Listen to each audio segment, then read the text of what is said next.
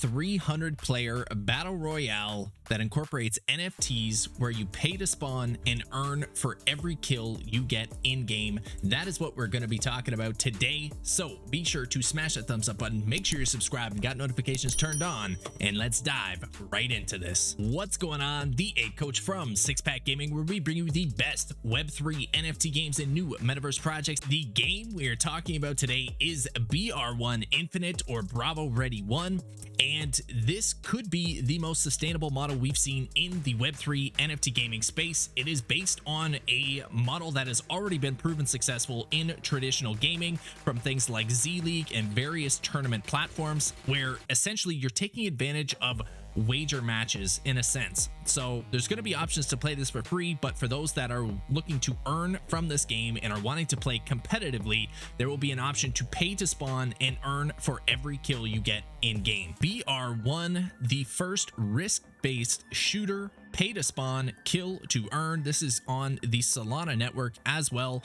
and you can see some of the trailers of, cinematics and stuff that they already have developed here. Some of the scenery, you can see the game looks unreal because it is built on Unreal Engine. Go figure. This game has several unique modes and things that make this a very interesting and enticing game. And so you can see here they have Infinite and Free-for-all. So Free-for-all is more of a traditional multiplayer shooter experience. Here there is what they call their Infinite Royale. So it says the world's first pay to spawn, kill to earn risk-based shooter. So essentially these are like wager matches. And so what happens is there's no timer, there's no start, there's no finish like you would see in a traditional battle royale game. Instead, you spawn and work your way closer to the center of the map, and as you do, you get greater access to better weapons, better ammo, better equipment, all that sort of stuff. And as you kind of progress towards the center of the map, you have to overcome obstacles that limit your ability to get back out to the edges of the map. So it kind of forces players to gradually work their way into the center, and as you get towards the center, you're getting better loot and things to be able to engage other enemies with anyway. So the higher skilled players are probably going to fight their way into the center a lot quicker than perhaps the lower skilled that are trying to work their way around the outside, try to stay alive, try to survive and pick off a few kills here or there. But essentially how this works is you earn the greater of 10% of what the player you killed has on them, or what they've earned in that match, or the spawn fee for every player that you eliminate. And you retain, if you have a droid NFT, you retain 85% of your earnings. If you have an ape NFT, which there was only 2,500 of them, I actually, I didn't get in on the initial mint in this, but when Solana dropped last with the whole FTX, debacle, I took advantage of, I believe it was $8 Sol at the time when I bought, and I scooped up an ape NFT off the marketplace because, again, there's only 2,500 of them, and that actually gives you a 5% bonus to your earnings from each match. So you'll keep 90% of your earnings from the game. So what that means is there's different tiers that you can enter in the game for the the pay to spawn, kill to earn game mode. So if you're higher skilled and have a higher risk tolerance, you're going to be able to essentially wager more on yourself, bet on yourself in the game. And let's say, for example, it's a $1 spawn fee that you pay. Okay, so when you spawn in, every kill that you get, you're either going to earn $1 for killing that player, or if you kill someone who had 10 kills in the game already, they already have, or say they had 20 kills or something, and they've racked up $20 on them. If you kill them and they already had 20 kills, you get 10% of what they had earned in that match. So you actually get $2 for that kill. So if you end up killing, a higher skilled player or someone who's racked up a lot of kills already, you're actually going to be earning a lot more than other players. So you can see, that's only going into the match, risking $1. There's going to be matches where you can risk $5, probably $10. So you can see how lucrative this could get if you're a higher skilled FPS player. So that is one of the really cool things with this. And what I really like with this is it ensures that the liquidity for the game, for the rewards, for the payouts, it isn't based on, some made up imaginary token that the game has just created and prints an infinite amount of, like we've seen in several of the other, play to earn game models. These are all the fees, all the rewards are funded by the players entering the matches, and there is always a percentage that is kept going back to the treasury to help with the development of the game, to help with, releasing new features and all of that sort of cool stuff.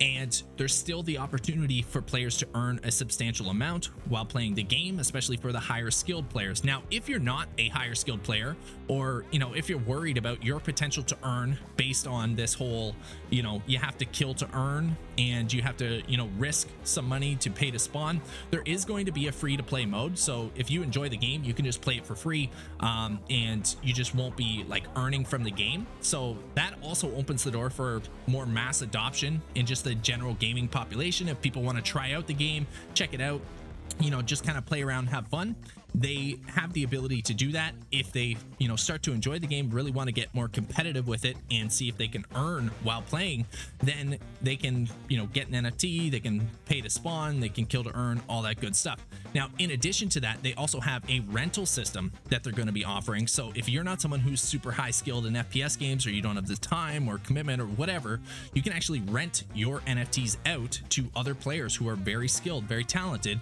and you'll be able to have a profit sharing model with them. So you'll be able to split the profits that they're earning while they're playing the game, utilizing your NFTs. So again, that allows these players to play the game for free and still earn a percentage of the earnings from every single game they play based on how well they perform.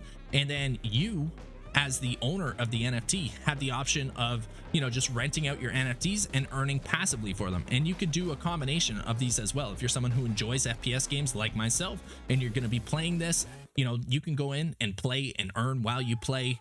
And you can also rent out additional NFTs and earn from those passively, and allow other people to supplement your earnings from the game, which is really, really cool. In addition to the earning capacities here and the more sustainable earning model from this game than we've seen from other traditional Web3 NFT games, what I am super excited about with this is, I feel like the battle royale genre and the FPS genre is probably one of the most popular right now in terms of content creation, in terms of streamability, in having content creators like myself and other gamers be able to actually play the game, stream the content, be able to interact with chat, and have something engaging that people actually want to watch. And it allows you to actually produce content around the game, which is what the Web3 and NFT gaming space has been missing from the start.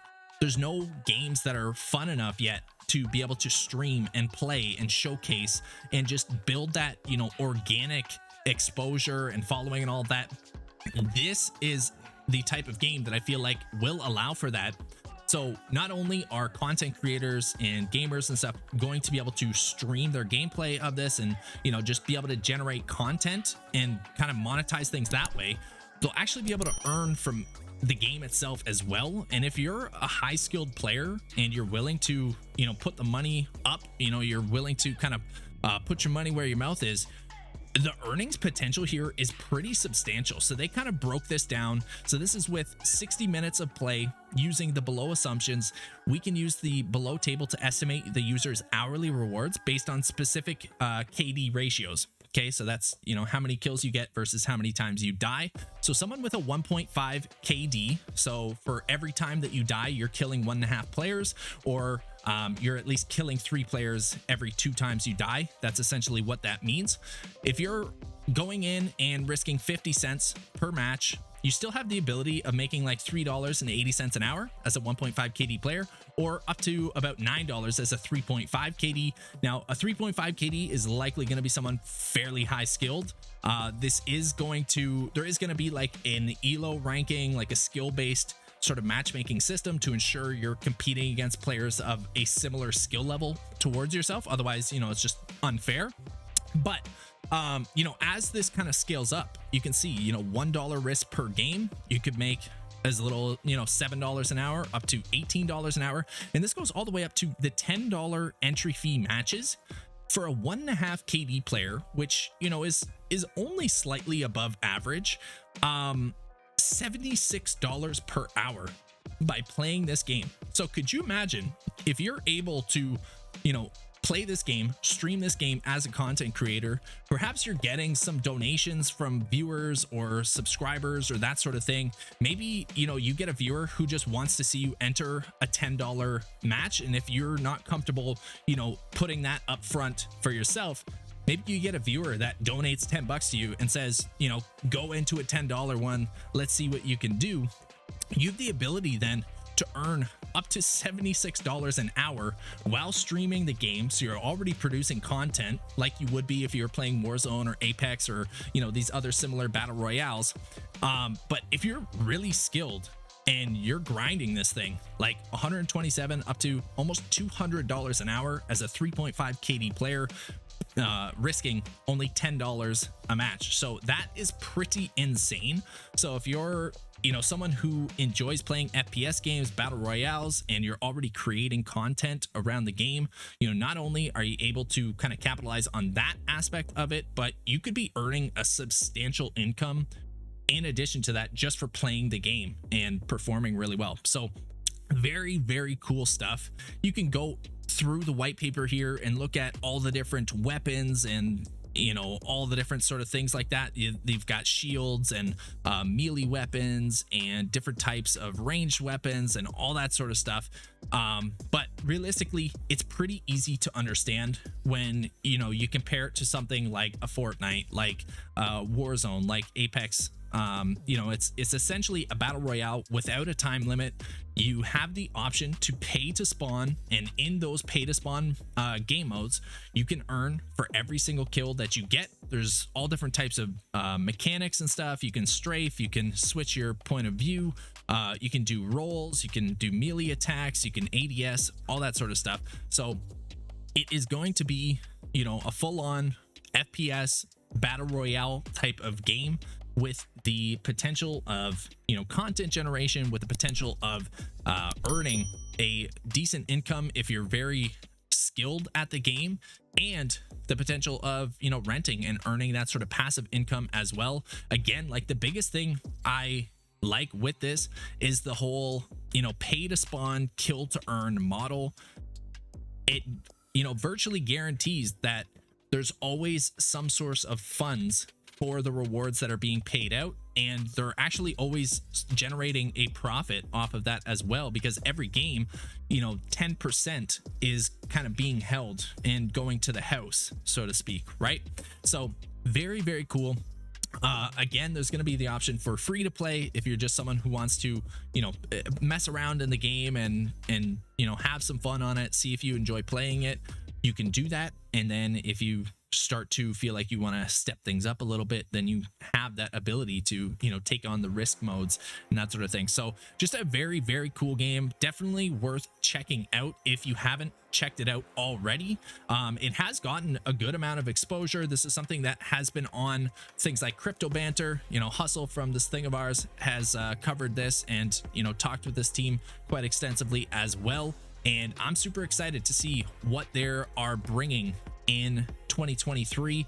And as we move into the public launch for games like this, it's amazing to see the Web3 NFT gaming space starting to evolve, starting to really develop these games that are not only going to be fun to play, they're going to be streamable. There's going to be the ability to generate content on the games themselves first and foremost, and then there's going to be earning aspects kind of added on top of that. The other really key thing that I love about this is all of these rewards, all these earnings and stuff, this is all based on a stable coin, right? So it's all like USDC based or Solana based. They're not generating their own made up utility token that has 100 gajillion supply that just eventually gets inflated to be worth nothing.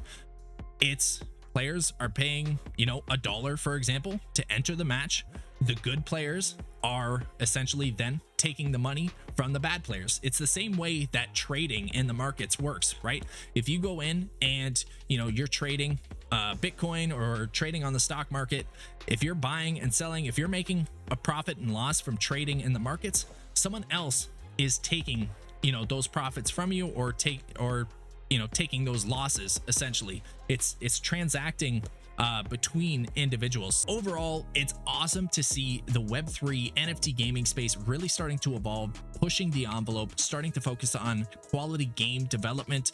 And I am super pumped for BR1 and super pumped to see the future of Web3 games as we head into 2023 and beyond. Definitely worth checking out. I will leave all the links in the description down below. Be sure to go check them out. Check out the site, the white paper, all that good stuff. See if it's something that you might want to get involved in. And if you happen to have one of the NFTs, if you're a beta tester, I'll see you in there. And you know, hopefully you don't snipe me in the back of the head. Are you excited for BR1 here? Are you excited for this type of gaming model and the developments of these Web3 games as we head into the new year?